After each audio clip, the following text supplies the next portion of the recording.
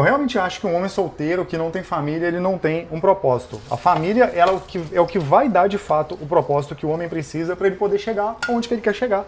Porque um homem sem família, e quando eu falo família, eu não estou falando necessariamente só de ter filho, não. Eu acho que assim, ter filho sim vai acelerar muito esse processo, mas máximo respeito aí para quem não quer ter filho, porque isso é uma opinião muito pessoal. Agora, você ter uma família, um homem que ele não é casado, é um homem que ele é solteiro, ele está vivendo por conta simplesmente do ego dele. A única coisa que está importando para ele por dentro é o ego dele. Ele pode até falar que não, mas muitas das vezes sim, acontece muito. É um homem que ele é um filhinho da mamãe, um filhinho do papai, principalmente um filhinho da mamãe, muitas das vezes. Ele tem uma dependência emocional com a mãe dele ferrada, assim, que ele não consegue dar espaço para uma outra mulher na vida dele.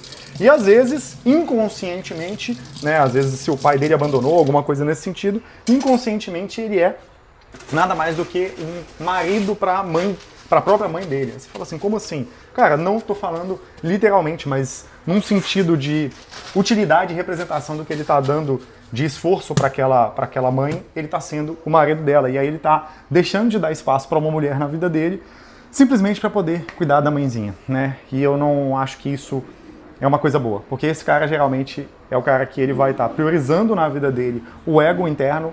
Ele vai ser um cara que ele não tem muito autocontrole, ele vai ser um cara que ele não tem um propósito maior e ele vai ter, no final das contas, uma vida infeliz, na maioria das vezes. Essa é a minha opinião, tá? E aí, se você adiciona filhos nessa equação, fica muito mais fácil ainda você ter um propósito, porque ele deixa de ser sobre você, sobre sua esposa e passa a ser sobre uma coisa maior. Cara, assim, não dá pra explicar, você já deve ter ouvido isso, mas se você não tem filhos e você pensa em ter, não dá pra explicar o que é ter filhos na vida, o que isso muda a sua percepção.